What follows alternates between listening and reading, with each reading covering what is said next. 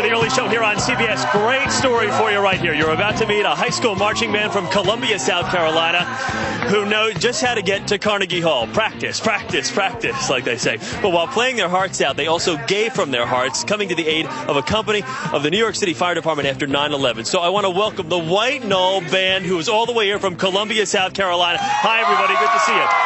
We've also got the fire department from Red Hook, Brooklyn, and we've got some very special guests. But now I just want to give you a brief overview of this story here because I want to introduce everybody. Dan Hennigan here, who was the coordinator of this trip. We've also got Kristen Albert, Mitchell Crittenden, and Thomas Hunley. 87 students here. They performed at Carnegie Hall. We're going to show you that in a second. But after 9/11, these kids decided they wanted to do something. There's a great little bond between South Carolina and New York City. So they decided through some bake sales and some car washes to raise some money for a firehouse in Brooklyn. And they didn't just come up with a couple of helmets and some jackets for the firemen. This is what they were able to raise with the money they raised. Take a look at this.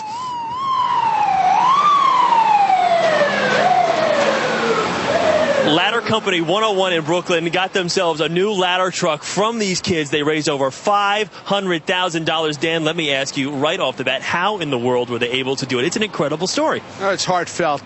These kids, they work 24/7. They gave up all the candy money, CD money, and, the kids are over the top, and, you think about the young kids in the world, they give from the heart. They give from the heart. And that fire truck, that's the heart, that's the heart. It's an amazing, Eric, come on over here for a second from the Firehouse 101 in Red Hook. What did you think when you first heard about this gesture?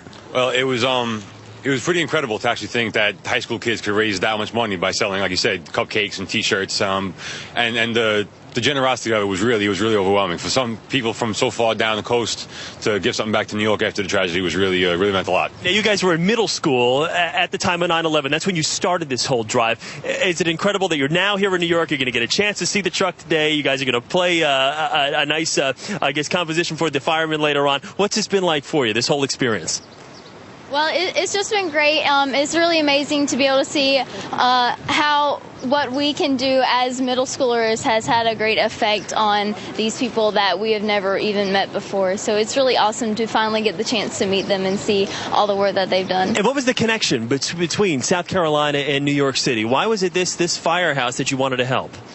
Well, we all believe that the nation was truly united, and we just felt that it was something that we had to do as a middle school, and that it was something that we wanted to do also, just to help out. Now, talk to me about Carnegie Hall. What was that like? You guys got to play at Carnegie Hall.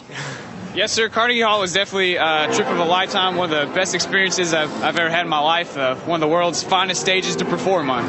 All right, Jennifer, come here for a second. This is Jennifer Lindgren right here. She is from the affiliate down in Columbia, South Carolina. You've been following this story all the way. How've they been on their first trip to New York? Okay. Absolutely wonderful.